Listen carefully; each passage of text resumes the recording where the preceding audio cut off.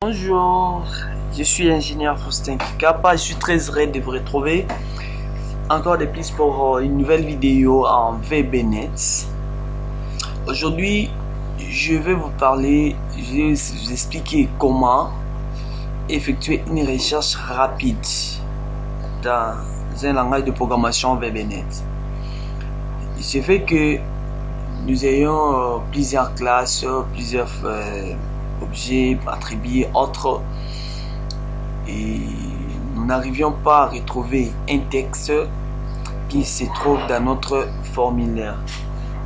Alors, VBNet nous donne la possibilité d'effectuer une recherche très rapide dans notre projet, ou soit au sein de notre formulaire.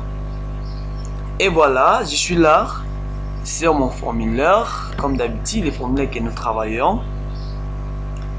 Allez remarquer ici, lorsque j'ai double-clic, comme je viens de vous expliquer dans la partie procédure, j'ai les codes sources, j'ai les codes en VB.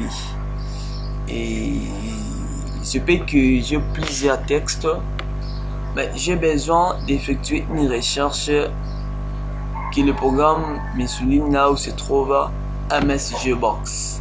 Automatiquement effectuer une recherche sans toutefois double-cliquer sur le bouton là où se trouvent les instructions, et aussi sans toutefois faire le double-clic sur l'espace vide du formulaire. Ok, qu'est-ce que je fais? À travers le menu édition, je viendrai dans le menu édition. Nous allons voir, il y a un onglet comment qu'on a écrit recherche rapide. Recherche rapide est là. Le menu édition, je sélectionne recherche rapide. Au début, ça me donne une zone dans laquelle je vais insérer l'élément à rechercher. Je vais taper mon élément MSGBox.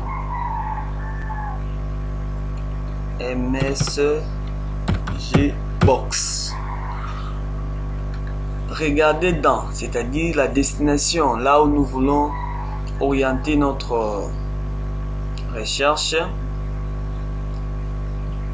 Je viendrai ici dans mon formulaire 1, je choisis peut-être projet actif.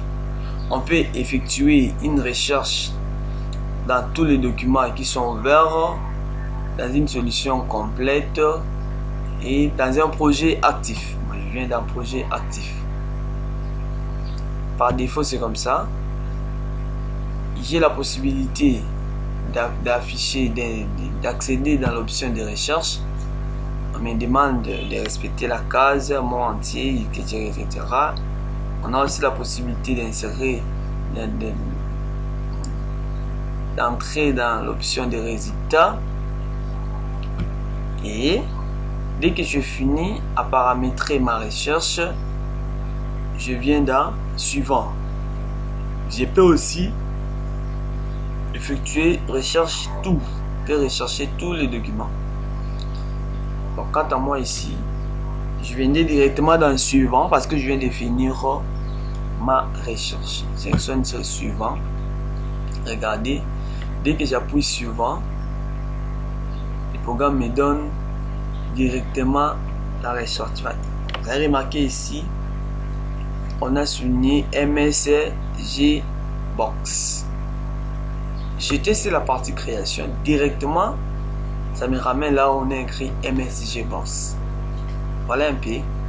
Ça va donner la possibilité d'effectuer une recherche rapide sans toutefois venir ici dans le mode création, double-cliquer, faire toutes ces navettes là. Le VB donne la possibilité d'effectuer une recherche rapide. Il y a encore une autre chose. Lorsque nous sommes dans la partie code, autrement appelé procédure, nous avons la possibilité d'afficher une aide. Comment on peut afficher une aide à travers VBNet? Il y a l'élément qu'on appelle IntelliSense dans VBNet. IntelliSense, ça permet aussi d'effectuer une aide. Comment accéder? Je viens dans menu édition toujours. Menu édition. Allez voir un élément ici qu'on a écrit IntelliSense. IntelliSense, ça me donne la possibilité d'avoir une aide concernant l'information sur le paramètre, Info Express, activer, désactiver le mode saisie et insérer un extrait. Par exemple, si je clique sur liste de membres, directement, le programme va me lister de membres. Donc, toute aide que j'aurai besoin, à travers menu édition, je viens dans l'élément intelligence, ça peut m'orienter à une aide dont j'aurai besoin. Je peux compléter les mots, et etc. Voilà un peu ce que VBNet peut nous offrir comme étant service. Donc, on peut effectuer une recherche rapide à travers notre projet, formulaire, même dans une classe, une méthode, ainsi de suite, sans toutefois accéder manuellement, double-cliquer, ainsi de suite. Et à travers l'élément intelligence, nous avons la possibilité d'avoir une aide dans notre projet.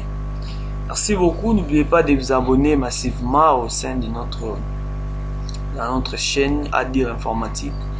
Et aussi, si la vidéo vous a plu, veuillez aimer la vidéo et partager les liens auprès de ceux qui désireront apprendre et continuer davantage à soutenir notre œuvre. Merci, on se retrouve dans une prochaine vidéo dont nous allons parler des dispositions des contrôles ainsi que les composants du projet.